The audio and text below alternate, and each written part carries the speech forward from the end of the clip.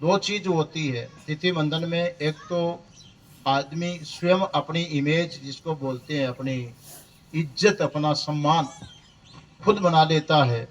और दूसरी बात यह है कि खून और पसीने से जो दो पैसा कमाया जाता है वो बिना बर्बादी हुए वो सही अपने घर के खर्च में लगा पाएगा, अपने शरीर में लगा पाएगा। नहीं तो गलत आदतों के द्वारा अपना शरीर बिगड़ता है। और दूसरी बात, तीसरी बात यह कि एक संगति बन गई। कितने बंदे हुए थे तिथि में? 15 लोग। 15 मेंबर बंधे हुए हैं। अब 15 मेंबर का आप एक विचारधारा के लोग हो गए, 15 के 15। तो संगति का मन के ऊपर बहुत बड़ा असर पड़ता है। रात और दिन कोई व्यक्ति शराबी का संग करेगा ना, तो एक न एक दिन शराबी वो भी होकर के बिगड़ेगा। जुआरी का संग करेगा तो जुआ खेलने की उसकी भी आदत पड़ेगी। अब आजकल आप देखते हैं मुंह में फुर फुर फुर वो जर्दा गुटखा खा खा करके और ऐसे जमीन को रंगते रहते हैं, दीवारों को रंगते रहते हैं। क्यों बिगड़ते हैं? तो दूसरा खा रहा, फलाना छोरा भी खा रहा तो मैं भी खाऊं। अब जब उस तरह के लोगों का संग करोगे, अब जब आप देखो इतने नुकसान की चीजें होती है।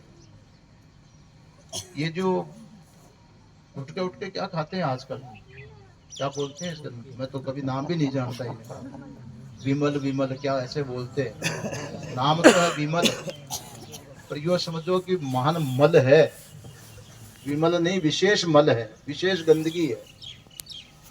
कहीं पर भी ये चीज गिर जाती है, लोहे के ऊपर विमल थूक दो आप, उस लोहे को भी ये सड़ा देता है।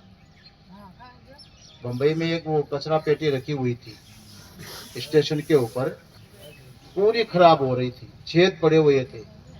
तो हमारे एक श्रद्धालु थे, शायद धोर सिंह जी की कोई और था, तो उन्होंने कहा कि महाराज जी ये छेद क्यों हुए आप बताएंगे? मैंने कहा यहाँ की हवा का दोष है।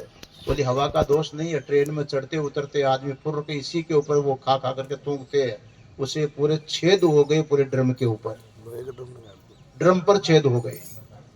अब आप सोचो कि जो लोहे में छेद कर देता है, अब लोहा मजबूत होता है कि अपना जो फेफड़ा होता है उसकी परत मजबूत होती है, बताओ।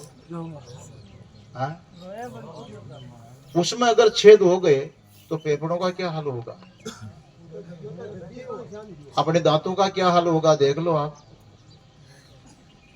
इसलिए तिथि बंधन का मतलब ही ये होता है कि केवल तिथि को नहीं बांधना है, उस तिथि पर खुद को मर्यादाओं में बंधना